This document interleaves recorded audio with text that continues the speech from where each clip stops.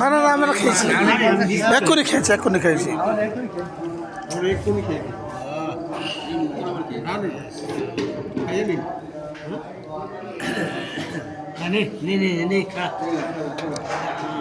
আসল কথা হলে কাঁচা পেঁপিয়া খেয়ে স্বাদ মিটল না, তাই না?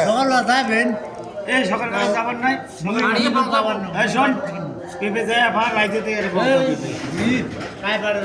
কোটা আছে বাস আছে না, হ্যাঁ 10টা গুঁজে সবগুলো আউলি দেবে যাবে নোয়াই আলু সামান্য রাইতু দয় দিনুত পাড়া আর যে কোনো বড় আছে সেটাই মারবে, বাকিটা পড়বে কেন?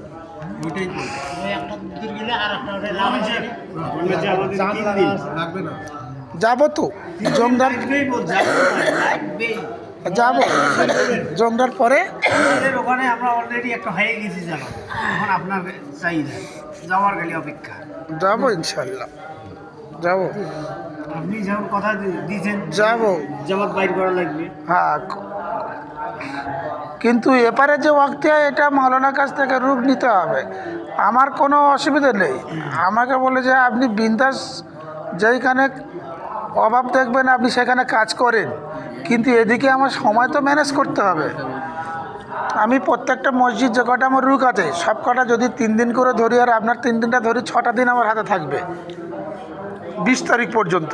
শুনেন, আমার মসজিদে থাকবেন যদি 15 দিন থাকেন, ওই ভক্তি করে একটা লোক আমার মসজিদে আসবে পাবো না।